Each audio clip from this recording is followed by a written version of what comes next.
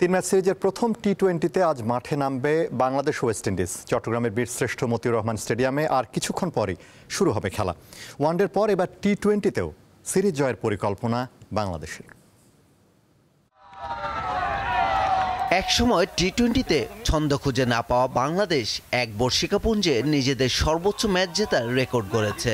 এই সংস্করণে লিটন দাসের অধীনে সর্বশেষ 4টি সিরিজ জিতেছে বাংলাদেশ। 3 সংস্করণে বাংলাদেশের হয়ে অধিনায়কত্ব করেছেন লিটন দাস, আর এখন টেস্ট দলের নিয়মিত সদস্যও তিনি। গত জুনে শ্রীলঙ্কা সিরিজের পর নাজমুল হোসেন টেস্ট অধিনায়কত্ব ছাড়ার পর কে হবেন টেস্ট অধিনায়ক, এই আলোচনায় লিটন দাসও আছেন।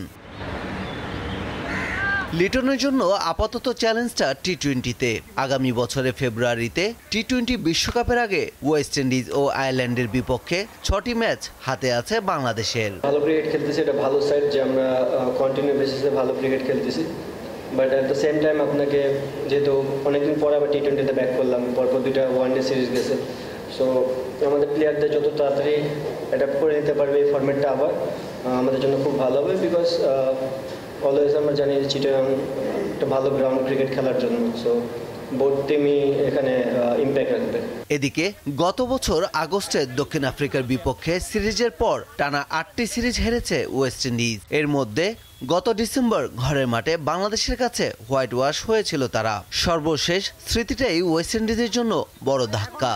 সংযুক্ত আরব আমিরাতে হওয়া সিরিজে তারা হেরেছে সহযোগী সদস্য দেশ নেপালের কাছে। পারভেজ খোকন, দীপ্ত স্পোর্টস। দর্শক, চট্টগ্রামের বীরশ্রেষ্ঠ ফ্লাইট লেফটেন্যান্ট মতিউর রহমান স্টেডিয়ামে আছেন সহকর্মী রুনা আনসারি। সরাসরি চলে যাচ্ছি তার কাছে। রুনা, বাংলাদেশ ওয়েস্ট ইন্ডিজ ম্যাচকে ঘিরে দর্শক উপস্থিতি কেমন দেখছেন? আনোয়ার, আপনি নিশ্চয়ই আমার পেছনে দেখছেন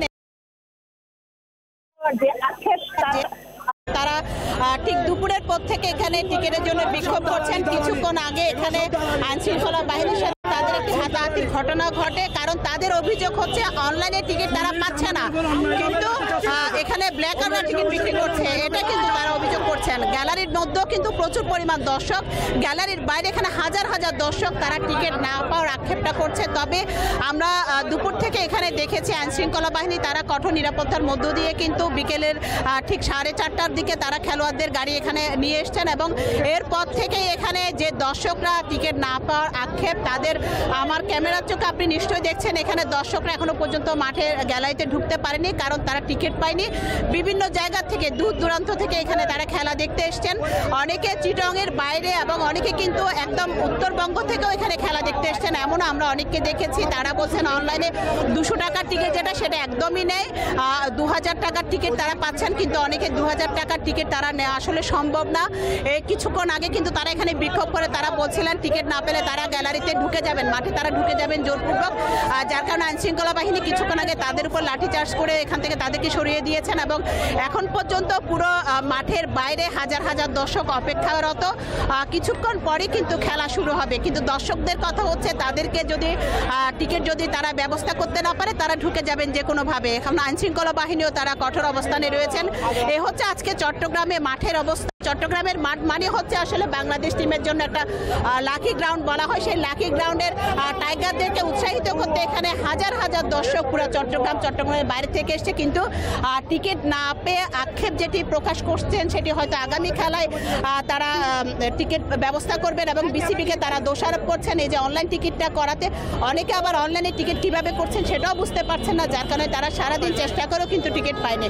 তো মানুষের যে উন্মাদনা, চট্টগ্রামে ক্রিকেট প্রেমীদের যে উন্মাদনা, সেই উন্মাদনা কিন্তু তাদেরকে সেভাবে উৎসাহ পরিণত করার জন্য বিসিবি যদি টিকিটের ব্যবস্থাটা যদি আরো সুন্দরভাবে সহজভাবে করে না দেয়, তাহলে আসলে এখানে টিকিট না পাওয়াদের আক্ষেপ এবং সেটি বিক্ষোভে পরিণত হবে, এমনটা আশঙ্কা করা হচ্ছে। আনোয়ার, চট্টগ্রামের আজকের মাঠের বাইরে হচ্ছে লোকে লোকারণ্য, ক্রিকেট প্রেমীদের অবস্থা পর্যন্ত এই আমার হাতে ছিল সর্বশেষ তথ্য। আনোয়ার।